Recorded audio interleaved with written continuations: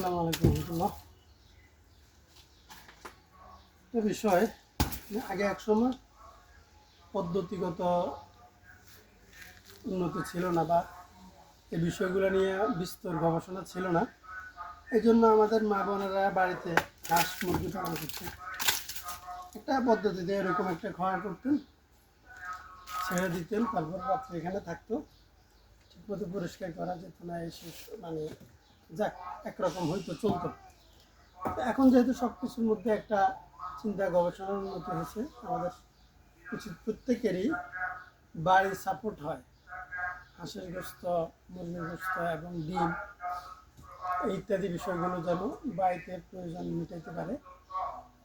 এই জন্য সুন্দর করে খাওয়াকে আধুনিকায়ন করা এবং মোটামুটিভাবে যেভাবে ঘরোয়াভাবে বা সুন্দর পরিবেশে, প্রাকৃতিক পরিবেশে 10টা-20টা হাঁস মুরগি পালন করা যায়, ডিমও খাওয়া যাবে, মেহমান আসলে বা নিজেদের প্রয়োজনে নিজেরাও রান্না করে খাওয়া যাবে, এগুলো করা দরকার। আসলে আমরা অনেক সময় নষ্ট করি, বিশেষ করে বাঙালি সময় নষ্ট করি বেশি। আমাদের আঙ্গিনা অনেক খালি থাকে, আমরা এগুলো বেকার রেখে দিই।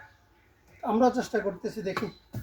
করোনার সময় থেকে আমি এই বিষয়গুলো নিয়ে আলোচনা করতাম এবং আমার কিছু ক্লিপও আছে এই বিষয়ে। করোনার সময় শাকসবজি করা, হাঁস মুরগি, মাছ, শুধু পরিবারের চাহিদা মেটানোর জন্য। সবাই যে বাণিজ্যিকভাবে করতে হবে সেটা না, নিজের পরিবারের যেটা চাহিদা, যেটা প্রয়োজন, সেটা যদি আপনি মেটাইতে পারেন, এতে দুইটা ফায়দা। একটা হচ্ছে যে আপনার অর্থনৈতিকভাবে আপনি সেভ হলো, দ্বিতীয় হচ্ছে যে দাজ্জালের যে ফিতনাটা আসতেছে, আমরা প্রত্যেকেই বাণিজ্যিক বা বাজারের মুখোমুখি হওয়ার কারণে, মুখাপেক্ষি হওয়ার কারণে দাজ্জালের হাতে আমরা বন্দী হয়ে যাচ্ছি, তার কাছে জিম্মি হয়ে যাচ্ছে।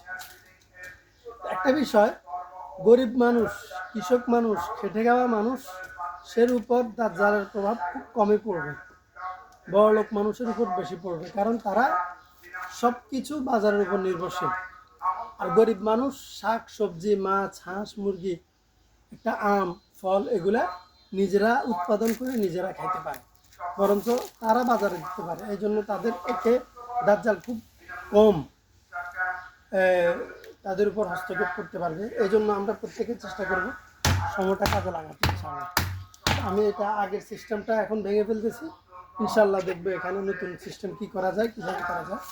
পরামর্শ দিবেন। সালামু আলাইকুম।